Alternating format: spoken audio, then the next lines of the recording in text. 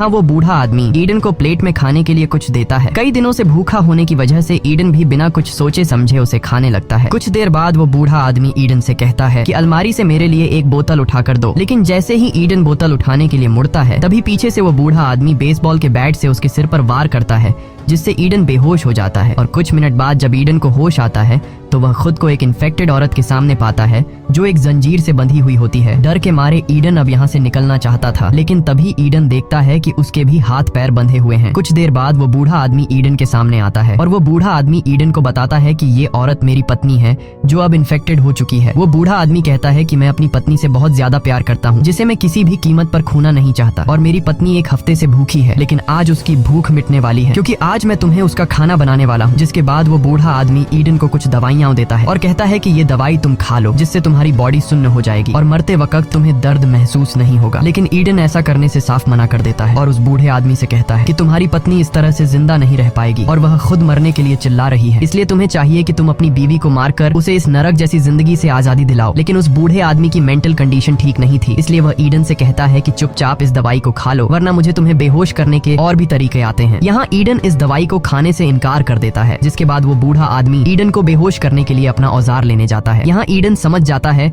कि अगर मैंने अभी कुछ नहीं किया तो जल्द ही मैं मारा जाऊंगा, इसलिए वह जैसे तैसे करके खुद को छुड़ा लेता है और दरवाजे के पीछे छिप जाता है। अब जैसे ही वो बूढ़ा आदमी ईडन को मारने के लिए आता है, तब ईडन बड़ी चालाकी से उस बूढ़े आदमी को पकड़कर उसी की पत्नी के पास धकेल देता है, जिसके बाद उस बूढ़े आदमी की अपनी पत्नी उस पर हमला कर देती है और उसे काटने लगती है। यहाँ ईडन उन दोनों को अंदर छोड़कर कमरे का दरवाजा बंद कर देता है और अपना सामान पैक करके अपने अपार्टमेंट की तरफ निकल